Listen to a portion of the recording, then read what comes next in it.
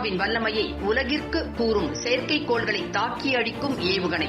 இந்திய படைகளின் வலிமையை கூறும் இந்த ஏவுகணையின் மாதிரியை பாதுகாப்புத்துறை அமைச்சர் ராஜ்நாத் சிங் புதுதில்லியில் உள்ள பாதுகாப்பு ஆராய்ச்சி மற்றும் மேம்பாட்டு நிறுவனமான DRDO பவனில் திறந்து வைத்தார். மத்திய சாலை போக்குவரத்து மற்றும் நெடுஞ்சாலைத்துறை அமைச்சர் நிதின் கட்கரி, DRDO தலைவர் டாக்டர் சதீஷ் ரெட்டி ஆகியோர் நிகழ்ச்சியில் கலந்து கொண்டனர். மிஷன் சக்தி என்று அழைக்கப்படும் நாட்டின் முதல் செயற்கைக்கோள்களை தாக்கி அழிக்கும் ஏவுகணையின் சோதனை கடந்த 2019 ஆண்டு மார்ச் மாதம் 27ஆம் தேதி ஒடிஷாவில் உள்ள டாக்டர் APJ அப்துல் கலாம் தீவில் வெற்றிகரமாக சோதனை செய்யப்பட்டது. மிகவும் சவாலான இந்த சோதனையில் மிஷன் சக்தி ஏவுகணை துல்லியமாக இலக்கை எட்டியதன் மூலம் விண்வெளியில் உள்ள செயற்கைக்கோள்களை தாக்கி அழிப்பதில் உலக அளவில் 4வது நாடாக இந்தியா இடம்பெற்றுள்ளது. இந்நிகழ்ச்சியின் போது சாதனை புரிந்த விஞ்ஞானிகளின் குழுவிற்கு மத்திய அமைச்சர் ராஜ்நாத் சிங் தனது பாராட்டுக்களை தெரிவித்தார். முன்னதாக மத்திய அமைச்சர்கள் திரு ராஜ்நாத் சிங்கும் திரு நிதின் கட்கரியும் பயணிகள் பேருந்தில் தீ